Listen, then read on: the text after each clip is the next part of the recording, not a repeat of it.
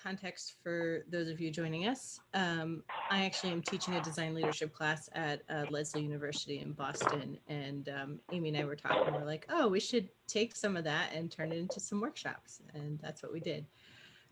So what I'm looking for today is a lot of discussion, and so I will pose questions, and then I will expect you to answer. And since I'm a teacher, I'll just call on you if you don't. But I think it'll be a really good conversation. So what we'll cover today, if I can get it to work, there we go. We're going to cover a few logistics. We're going to talk about what leadership is and who is a leader. We're going to talk about crafting a mission statement, defining values, living your values, and then we'll be done. My class is significantly longer than this workshop, so I may cut some discussions short in order to keep us moving to the next piece, but you can always reach out to me after. Amy has my contact info, and I have my email at the end if you want to talk more, as well as talk to any of the other people on the call. So logistics-wise, this is going to be a workshop in which we get into sort of who you are as a human, which means that it is more intense and emotionally fraught. And the reason that we're going to do that is because leadership relates directly to your core beliefs, to your values and your perspectives and experiences, which means that it has to be very personal. And there's some level of digging deep that we will have to do. You don't always have to share. And if I call on you, you can just say, no, I don't want to share. But it's a space like leadership at its core. I think of it a bit like the scientific method in that, you know, my 5-year-old can use a scientific method to discover that, like, if you put food coloring in milk, it'll spread out. But if you use non-fat milk, it won't work because the fat is what causes the colors to spread and swirl. And then scientists researching COVID are also using the same scientific method. And so I think in the same way, leadership evolves as you evolve as a human. And so even though leadership, you might be doing it today, where you'll go with it will grow as you grow, if that makes sense. The other thing I will say is that this is a safe space for sharing, and I have a priority on the comfort and the safety of people from marginalized groups and backgrounds. If you have bigoted views, please feel free not to share them. And if it's not your opinion, we don't need any devil's advocates in this conversation. So just really come with who you are. And yeah, I think we'll do all right. Does anybody have questions on this before we keep going? So what is leadership? Like if I say, hey, Michael, what's leadership? What would you say back to me? I would say a person that's charismatic, they have integrity, and people go seek them for advice. Cool. And Amia, what would you say?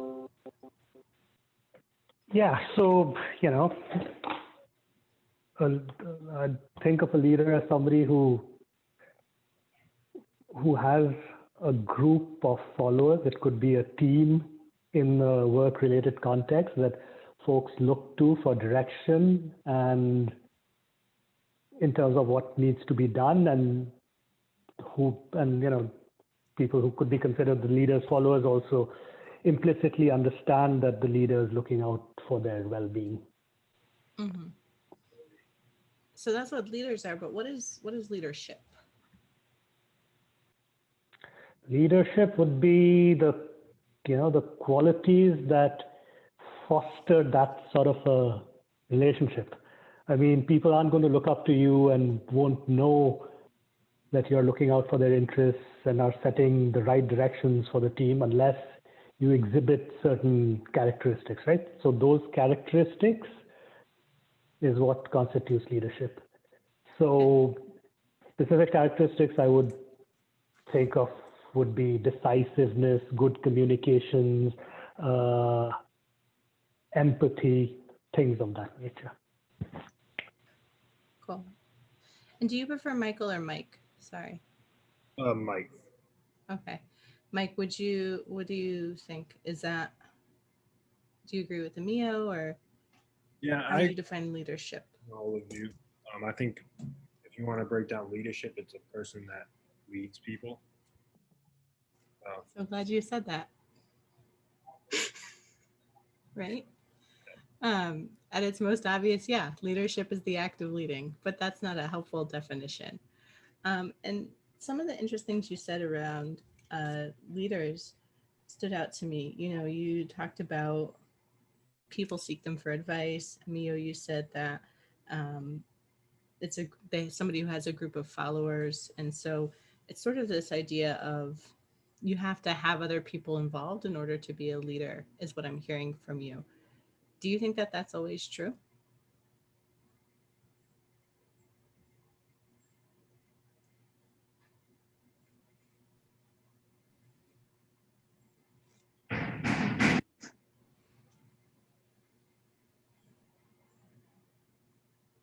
No, maybe a little. Not sure. My first thought to that is that yes, it is always true. You have to have somebody to lead because In order to be a leader. um, but then I think about things like you know, when you're the first in something, you might not necessarily have. I don't know. That's weird. I mean, it's not something I would have thought about in terms of can you be a leader if you're all by yourself? Because obviously, like if you are the unpopular opinion, but the morally right opinion, and we've seen that throughout history, you may be all by yourself on your side, but you're still in relationship to other people. So Mm-hmm. Yeah, sorry, I was on mute. So yeah, that's exactly what I was saying. I mean, without, you know, in the absence of other people, who are you leading? So almost by definition, you need somebody besides yourself, right? Is how Why I does look at it. yourself not count? True. Good question. Well, then I'm leading myself. Yeah, good point. Not everybody leads themselves, right? Some people just go along with what anybody else says. So it's not a guarantee that you're even leading yourself always. Yep. What do you think, Mike? I think you can lead other people without being there. Like you can do it Mm-hmm. quietly, you can do it. You can lead people out by accident. Like you don't even know your people, but people are like, oh, I think this guy's fanatic. Like believe what he's saying. You can do that. So, but I do believe that you need people to lead. You need people to lead, and yourself doesn't count. No, I believe yourself counts. You need to lead yourself. Okay. It all starts with yourself. What do you mean by that? I mean, like you have to be able to lead yourself before you lead others. What do you think, Camilla? No, I agree. You know, it does begin with yourself. So even if there's no one else, you should be in a position to set an agenda for yourself, direction, keep yourself motivated. And ideally that you shouldn't have to rely on an external source for that, you know. So I agree with what Michael's saying, that, Mm-hmm. you know, it does really begin with yourself. Yeah, that's an interesting idea. And I think a lot of what we'll explore in this workshop is about leading yourself first by defining who you are and who you want to be. So my next question for you is not one that I have on a slide, but I'd love to know, why did you sign up for this workshop?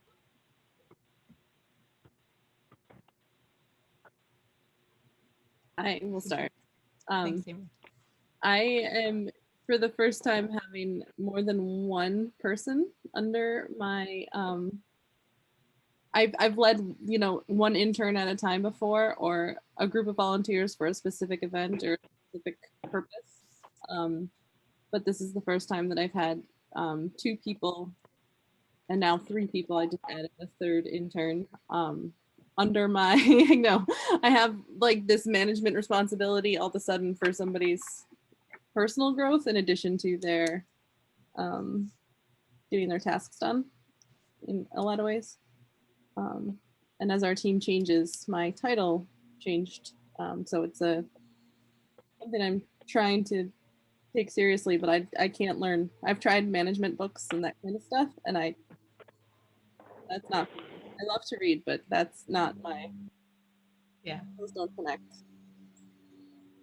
totally fair. Thanks for sharing that, Amy. Amia, what about you? Why did you sign up? Yeah, so similar types of reasons, largely workplace related. I have managed teams of various sizes in the past, and right now I don't, but the expectation is that in the near future I'll again be leading a team, and it's really for the next level of promotion within my organization, I do have to demonstrate leadership qualities, if you will. Yeah. And what are the leadership qualities that your company is looking for? Do you know? I don't actually, and it's interesting because just yesterday, just last night, I had this chat with my manager about getting to that next level, and I asked for exactly that. So to become my managing director, what's the set of competencies that the firm's looking for, and he's going to send that across to me. But I don't really know specifically how the company defines leadership at that level. Yeah. Do you are you anticipating that it might be different than how you might define leadership?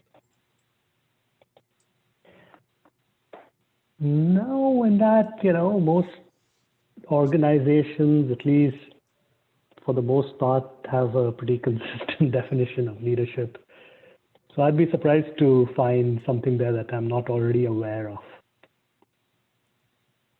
So it'll include things like setting direction for your team, advocating for your team, reaching outside organizational silos, things like that. So I can take a guess, but I haven't really seen that formal list.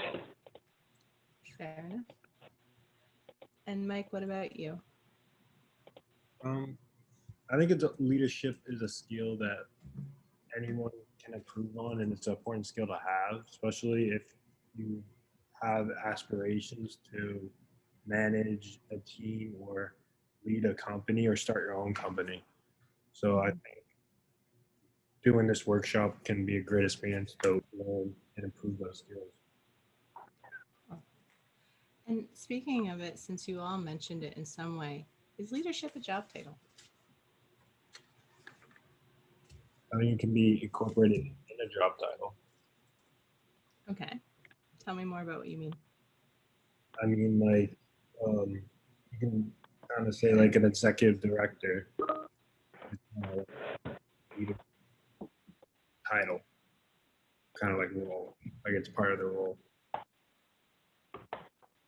Does everyone who has a title that implies leadership actually have, like, are they actually a leader? No, Why not? because some people might choose not to. They might just want to do their own job or get their work done, and then just not have the qualities or skills that a leader might. They might not like it. What do you think, Amy? I think that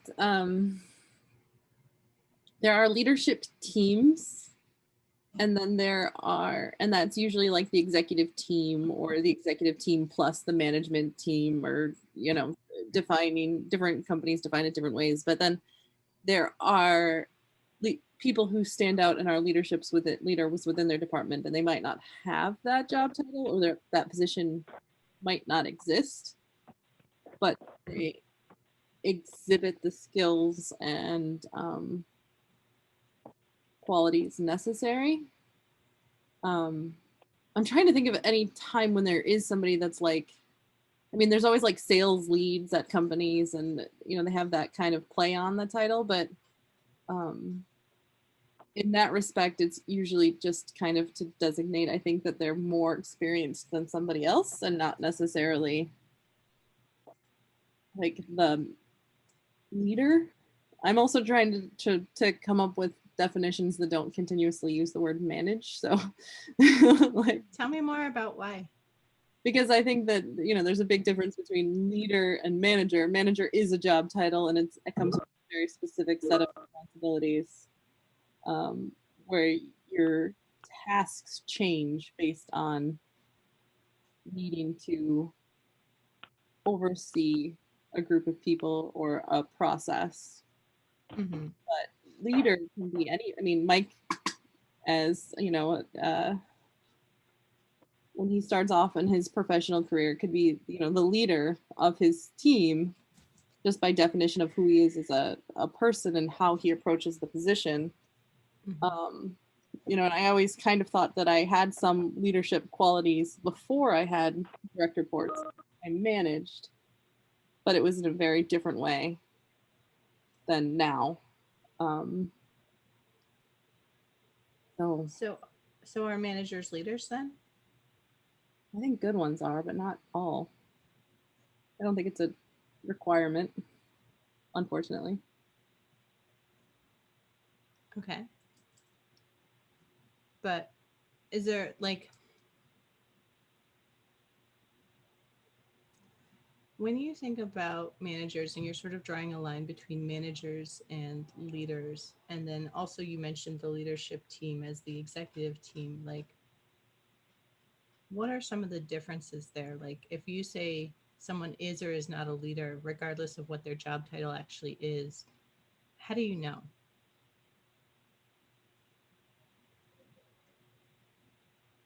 And this is not just for Amy, anyone can jump in with their thoughts. I'm sorry, what's the question? When somebody's job title is not a leader, how do you, sorry, can you just repeat the question? Yeah, so the question is, regardless of someone's job title, how can you tell if they're a leader or not? Or is it based only on what their job title is? And you say those are the company leaders because they have the right titles. Yeah, so I don't think you need leadership in the job title to be considered a leader. You know, anybody can display leadership skills regardless of whether they're formally expected to, you know, lead a team or not. So, you know, some of the things I was talking about, say, setting goals, you know, reaching across organizational silos, those kinds of things can be done by anybody. It doesn't need to be done by only the person who's assigned to the role of leadership. In fact, if you apply for a job at Amazon, right, the recruiter will tell you right at the beginning that we expect every employee we hire, every person we hire, regardless of level, to be a leader, and these are 14 qualities we expect you to demonstrate. That could be the most senior executive at Amazon. It could be an entry college level graduate, you know. So, you know, I think anybody and everybody can demonstrate leadership qualities, regardless of their actual position within a group or company. Yeah. Do you, Mike and Amy, do you agree with that? Yeah, I was actually having trouble with that one because I was thinking to myself, but if you could be a leader and not have, like, I could only define it in terms of people around you. So, you know, if you don't have the leadership in the job title, you're a leader because others are following you, because they're looking up to what you're doing, because your work is not only exemplary, but it's also has some kind of inspirational quality to it. But all of those rely on someone else. So I don't, going back to your first or earlier question, it makes me think, well, then to be a leader, you have to have other people. Like I mean, you could be an outlier and not have other. Well, even then you have to be other people. So like I think I'm gonna have to hold true to this idea that to be a leader, you have to be able to lead other people, and inspire and encourage and engage with. So leaders are always inspiring. Yes. I think I can plant a flag there, and I'll probably walk it back in 5 minutes, but Okay. It's also totally fine to walk anything back and then walk back to it again. This the class I'm teaching, and then by extension this workshop, is meant to be exploratory, because I think everybody's definition of leadership, while Emio sort of said, oh, it's the same old checklist of stuff to do, but what it actually means to be a leader is a very specific to you decision, in the like purest sense of being a leader, if you will. But on the job title side, I want to come back to the idea of, can you have a job title that implies leadership, like a manager or like a CEO or like exec team or a VP, and not be a leader?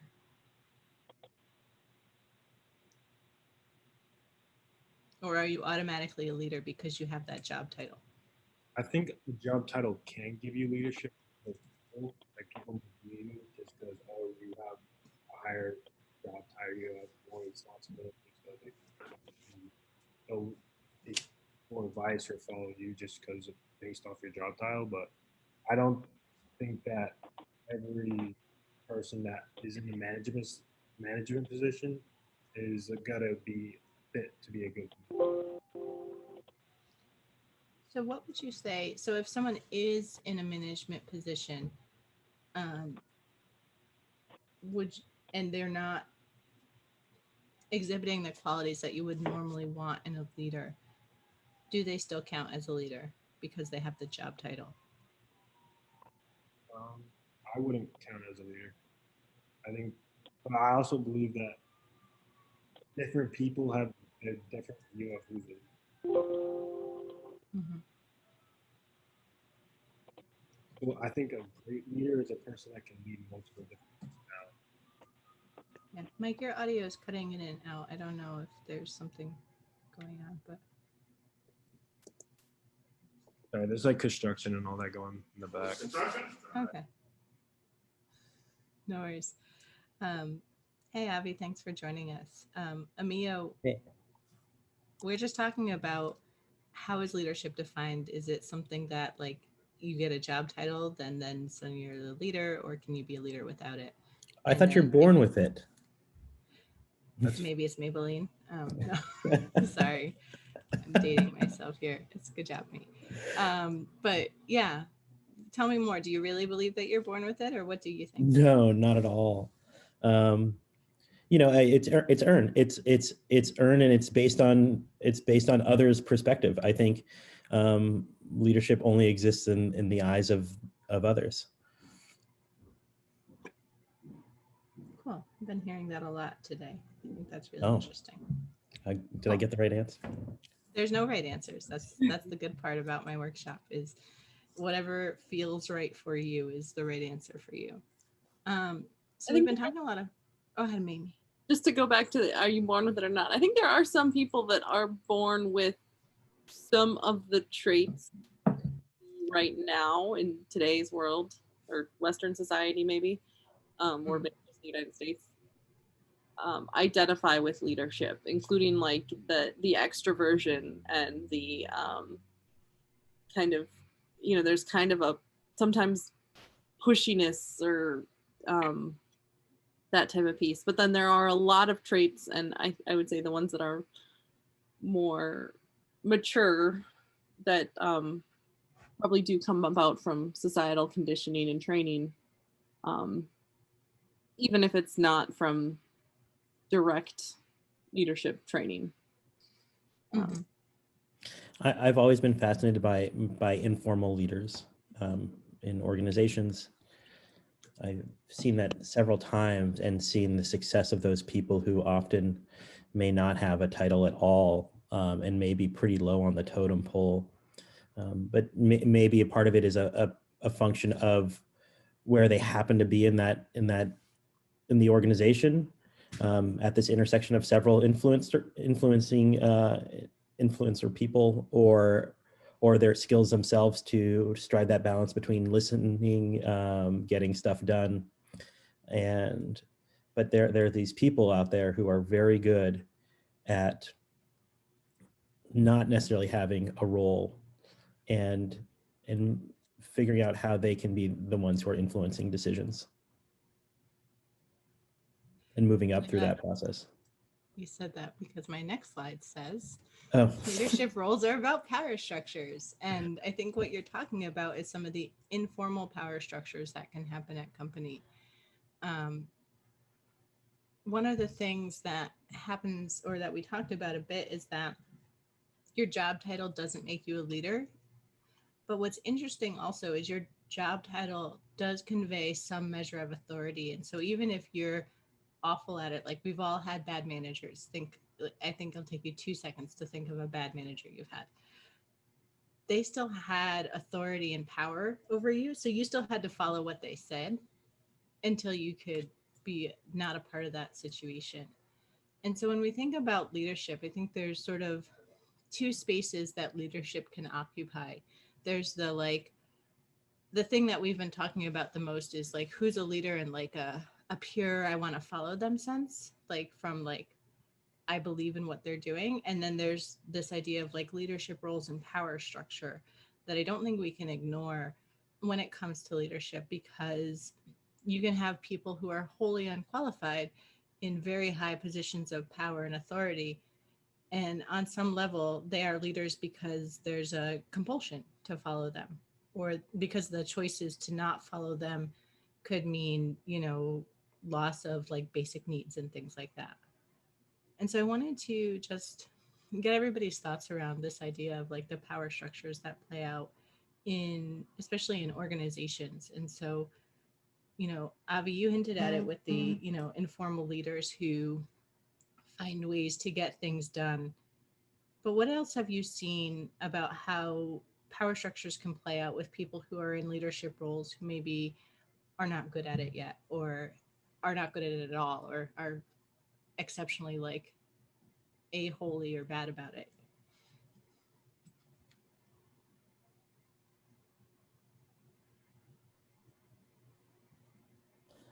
I mean, I think the people who might be not so good at it, I mean, I think everyone, anytime they enter some level of leadership or management, struggles in many different points.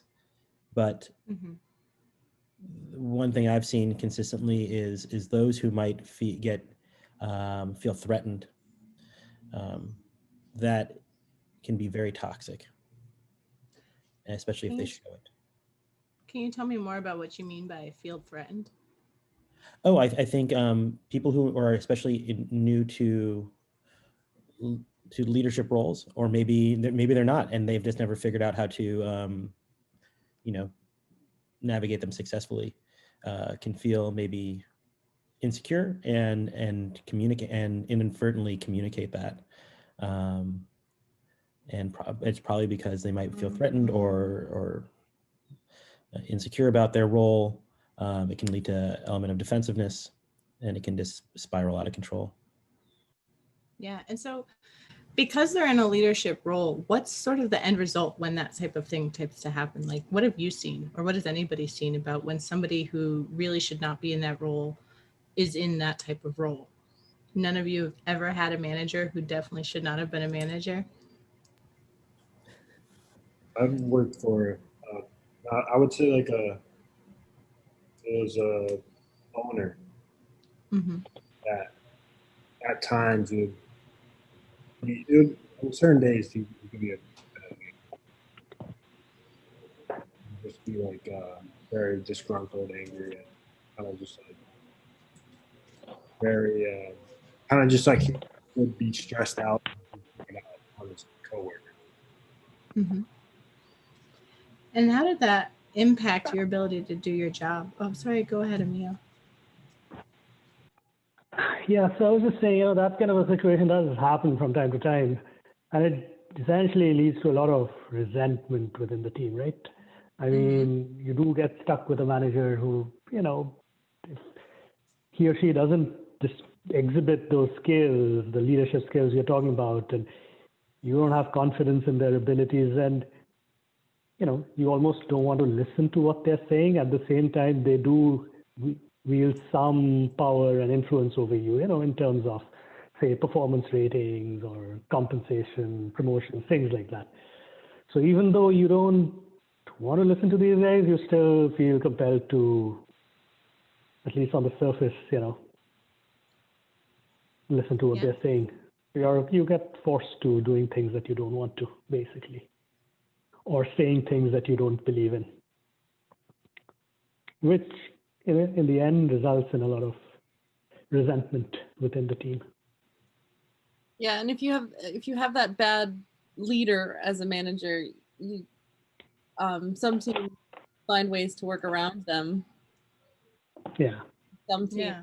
as Avi said, there's just a lot of resentment that builds, and sometimes you're working around them and there's a resentment that's building. But there can be that kind of defiance structure, or people can just break down and leave, since that in better economic times, it can And be. even sometimes now it's bad enough, right? Like, the reason I bring this up is because as you figure out who you are as a leader, it's very important for you to be aware of the power structures, and particularly when you have power over somebody else, because the choices they make cease to be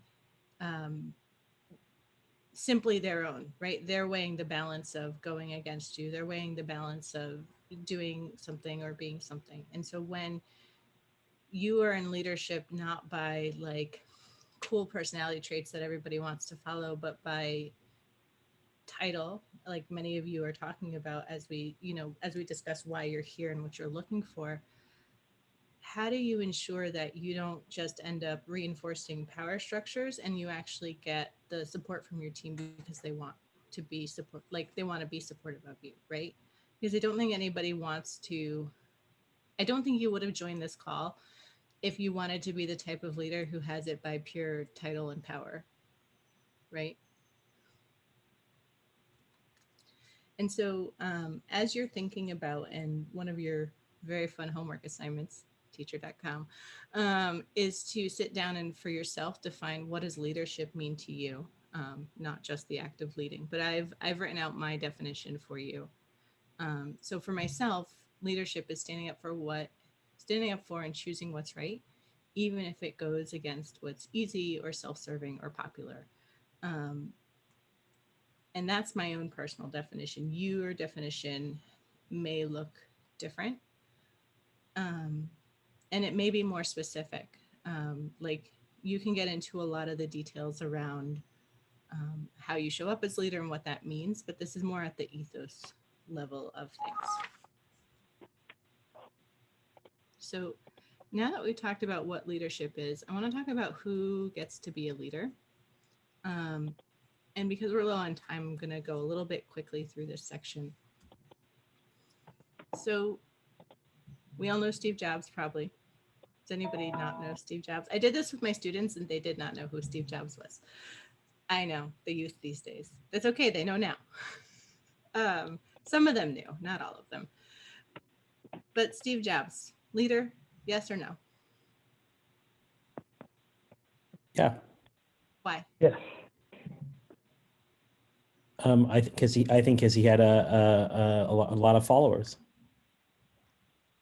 I think too, in addition to having followers, he had a clear vision that he went after. And we can today debate whether his vision was right in the moral and ethical sense or any of those pieces, but for him it was the vision that drove everything he did in a lot of ways. Even when he left Apple, or like all of the issues that. Yeah. And so that's a good question. At the moment where Steve Jobs he didn't leave Apple, he was fired, right? Was he still a leader at that moment in time? Amy, you're nodding, but you told me earlier leaders need followers. Right. Who was following Steve Jobs when he got fired? You put up your definition, and I was like, look, her definition doesn't have anything about other people. It's just, Okay. So, I think in a lot of respects, I think he was fired because they weren't doing as well as they thought they could be or they should be. obviously. Mhm. So, like, So was he the leader if he got fired for not like doing good? yeah, right, exactly. I don't know. I don't think so. I mean, he wasn't the leader of Apple anymore. No, but was he still a leader at all? Like, do you lose leader as a thing that you are because you lost a job? I think he had a good following from people already that he was leading that could have just, once he left, Not in the 90s. on the 90s. No, not in the 90s when he That got is, fired. that is true. You know, it's hard. I'm trying to check back and be like, you know, I don't have much recollection of, you know, I know what the Apple computers looked like in the early 90s, but not necessarily in terms of the company. But, you know, when we think of Apple, a lot of our recollection starts with the first iMac in like 99 or whatever. After he was gone. So Didn't he come back for that? Or that was I forget when he came back. I thought it was 2000, but it might have been earlier. around Yeah. that. Yeah, a But little that's the bit thing. before 2000. I think he was fired Oh, in thanks. 1987, and then he came back after. Was it 86? Yeah, it was 86 He was or 87. 87. I think. 87 he Yeah. got fired. And then I want to say he came back in 99. It was definitely Okay. before 2000. So. Well, But regardless of him being fired and all that, right? He was the founder of Apple Computers, you know, did lead it. He headed Apple Computers while it was still successful. Yes, it had made some bad decisions. He made some bad business decisions because of which he got fired. And I don't think, you know, a couple of business decisions that don't go per plan really takes away from you being perceived as a leader. You know, he got fired because of poor performance, right? yeah. He didn't get fired for not being able to lead a group of people. But if you You know, lead a a group leader. of people off a cliff, are you like, tell me more about that, Amiya. No, I mean, well, sure. I mean, you don't have to be a good person to be a leader necessarily. There are, you know, take any dictator from history, for example, right? Evil people, but let their countrymen to do whatever, right? So, yeah. Yeah. So you would say that Decisions might in be good or 19 bad. It might be, you know, moral decisions might be moral or immoral, whatever, but, you know, people can still exhibit those leadership qualities, right? Is how I look at it. That's fair. So you think that even though he was fired and basically everybody was like, no thanks, Steve Jobs, he was still leader in 1987. Yeah. And so if he had Just the never fact that rejoined the company, he'd still be a leader. Yeah. Absolutely. You know, that's how I look at it, at least. Yeah. Again, no wrong answers. This is a lively discussion. So the thing I want to point out about this is that, and it's something we talked about a bit, is that leadership can be bestowed. Like you can be given or granted leadership. We already talked about this. So can you be a leader if you're not in a leadership role? We mostly said yes, you can. And that brings us to sort of the second point of this, which is leadership can also be taken or lived. So there's two types of leadership. Like you can be given a role, like Amy just got 3 reports. And so now she has this new job title and this new role that makes her a leader at Venture Cafe. But Amy can also be a leader because of how she's living her life. And then people see that and follow her. And for this example, it's my daughter, Zelda. She is 5. Is she a leader? I hope so. Why do you hope so? Because I love it when little girls are leaders. Awesome. It gives me hope for the future. Also, the name is great. Most 5-year-olds. So, Avi, speaking of her name, the story I have to share to you about Zelda is I didn't name her Zelda. When in January of this year, she came to me and her dad. We play a lot of Legend of Zelda, and so she's into the game. And she says, I want my name to be Zelda. And we said, are you sure? Because we can't change your name every week. And she said, yes. And we said, okay. and she's been a Zelda ever since. Is she a leader? I mean, we don't know her, but I do Well, like based that on story. the story, do you think that story implies any leadership? It implies conviction Mm, and self-worth and value okay. and determination. But not leadership. Not necessarily. Why not? I don't know. I don't have enough information. Okay. What else would you need to know?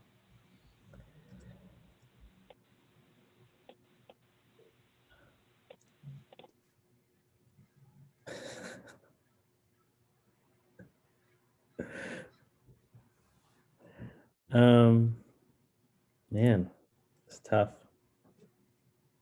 Leadership is hard. It's super nebulous. Yeah. Emilio or Mike, what do you think? Or Amy? I don't know. Mike, it looks like you're This talking, is but I can't hear you. You can hear me now? Yeah. We can hear you. Okay. Yeah, that's a tough one. I'm kind of with Avi on that. I would have to know a little bit more about her, like maybe how she acts around her friends, what are like just like that, like more of a personality Okay. and her characteristic traits.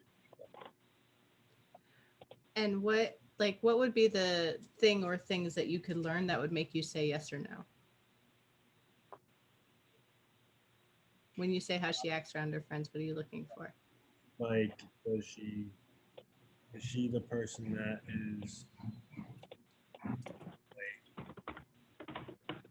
in the group, like kind of just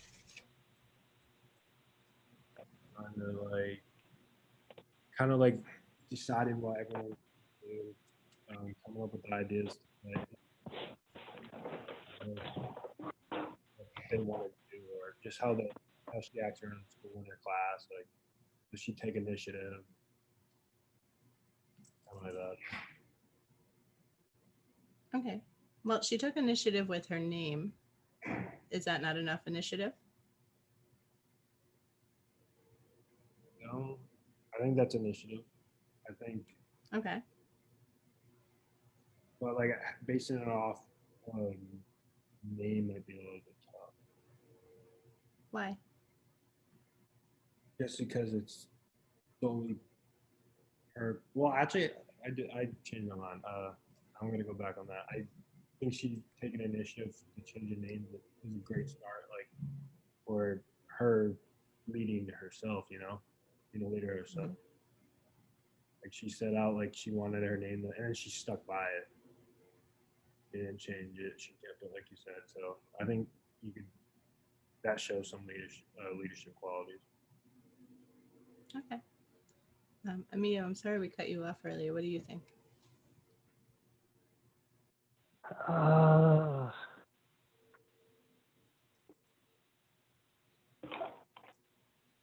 I don't know. Okay. So why you're not? talking about a little girl who did what? I mean, I don't know the person, so I can't really say. Okay.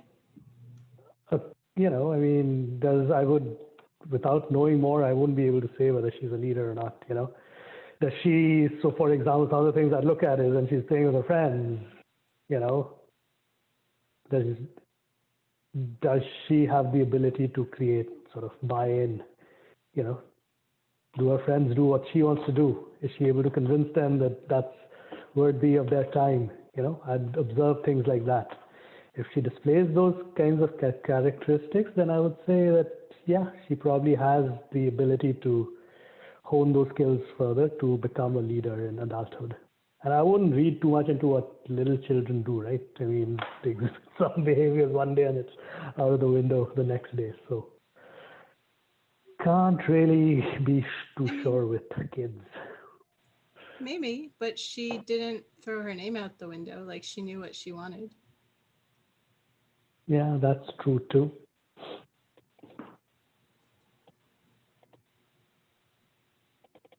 Also, if you think about your own life when you were a child, could you imagine saying to your parent, "Hey, this is my name now," and have that go? Like, how would you expect that to have gone for you? I cannot imagine myself saying that when I was a kid. Why not? I don't know. Cool. We're going to keep going, time reasons.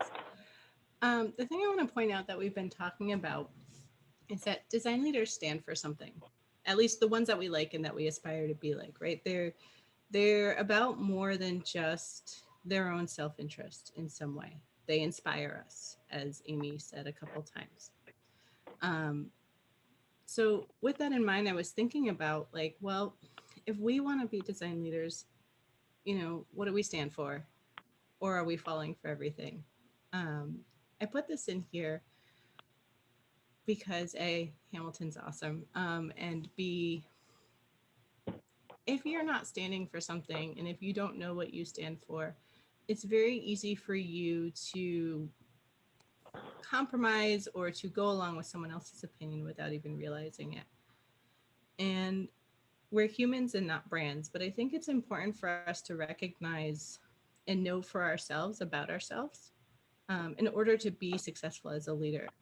Like, Amy is learning how to manage 3 people instead of 1, and she's like, I tried reading management books and that didn't work for me. I have to find some other way.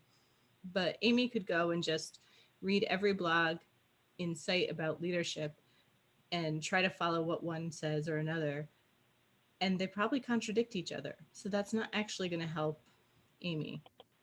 I mean, you can check all the boxes of your company's leadership, but if it means that you have to compromise something that you didn't think you would ever compromise 6 months from now, like, what will you do at that moment if you hadn't thought about it before then? Just the same way that like having a bad manager can force us to do things that we wouldn't otherwise do. Not having thought about what we stand for can end with us doing things that other people say we should do in our own attempt to sort of figure it out as we're trying to lead people as well. So I know we're short on time, so I'm really sorry because we didn't get to the like activity part. I like the discussion so much. But I wanted to walk through how do we set a mission statement for ourselves, and a little bit in the company way of like, here's what we're trying to achieve.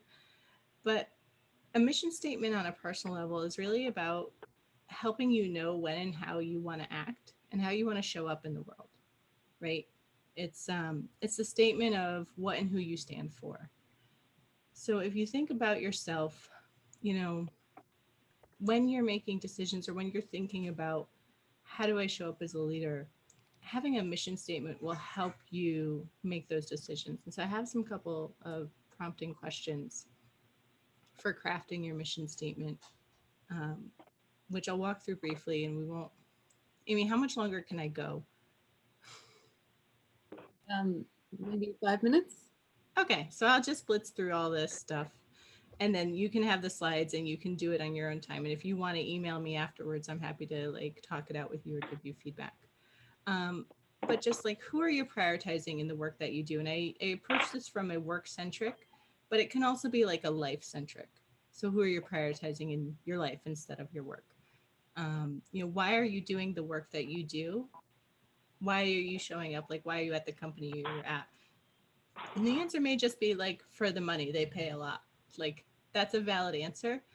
But then you have to sit with what that means about who you want to be. And at what point does the money no longer become worth it? And maybe you need to find another job, right? Where are your boundaries?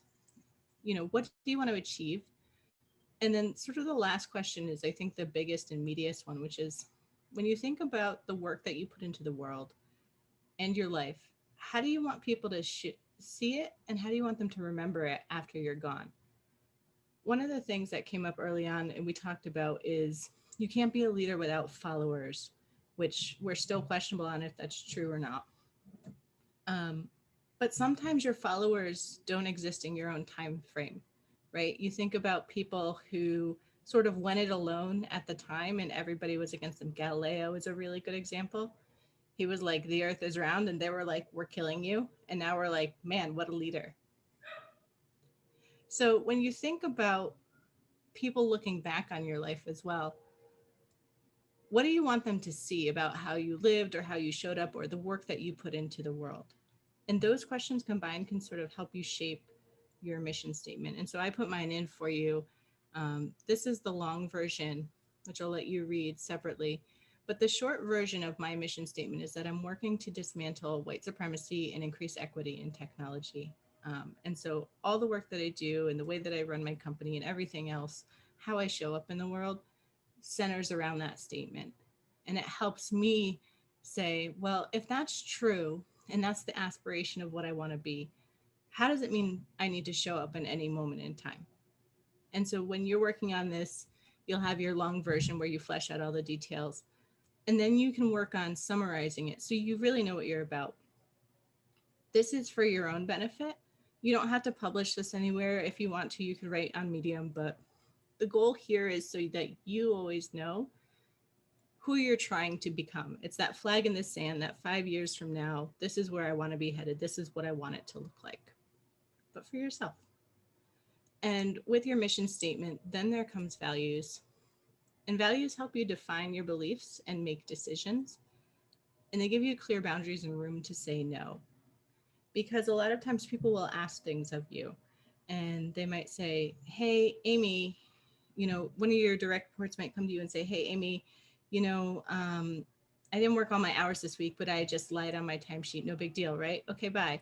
And you have to decide, what do you value about how you would want to show up in that situation? Or somebody might come to you, Avi, and say, hey, Avi, I have this really cool idea. It's to build drones that can be controlled from video games, and people will drop bombs and they won't even know it. And Avi, you have to decide, does that align with my values? Do I want to work on that project? Maybe not. And I'm giving some more obvious examples. The real ones in your life will be much more subtle. But having your mission statement and having your values will give you those clear boundaries of, is this really for me? Probably not. Or when you compromise, it's intentional, right? As opposed to, oh, I don't know how I even got here. Every single step you'll hopefully know and decide. This is an exercise from Carnegie Mellon. Why reinvent the wheel? They have a good one. The exercise goes, they've given a list of values, which is fairly comprehensive, but it's not fully comprehensive. And you pick any and all of these that sound good to you. It doesn't matter how many, just as many as you want. And if you think of some that aren't on this list, you write those down too. The next step is you group them into like things, up to 5 categories. And I'll share the slides afterwards. So these are just examples of, like, if I selected all these pieces, I might put them into these 5 categories. And once you've got your 5 categories, then you bold the ones that are the most important inside that category. And then you sort of have a sense of, like, here's my main value and here's the other stuff that means to me. So it's both the, like, specific one-word value, which we all love, but then also you have a lot of context around it for what that actually means for you, and how it all ties together. I'm out of time, but the last thing I wanted to talk about was you have to embody your value. You can't just say, I have this value, because when people show you who they are, you want to believe them. So you might state a value and then live completely opposite to that. Like if I say I want to dismantle white supremacy and then I go high five Trump, like that's obviously a big disconnect, right? So thinking about your actions and how they tie to your values. So the last question is, how do you embody the values that you espouse? Yeah, thank you for letting me blitz through the end of my presentation. Thank you so much for joining me in the beginning discussions. My goal with this is to make sure that you're really thinking about what leadership means for you, not what we've just been told it means or what common perceptions are around that means. And so that's why I ask so many questions and sort of poke at everything that you've said. I hope this was good and helpful. And again, if you go through the exercises, you want me to take a look at anything, you want to just talk it out, please feel free to email me. Yeah, we'll send out the slides after the show. I really appreciate you taking time out of your day to do this for us. And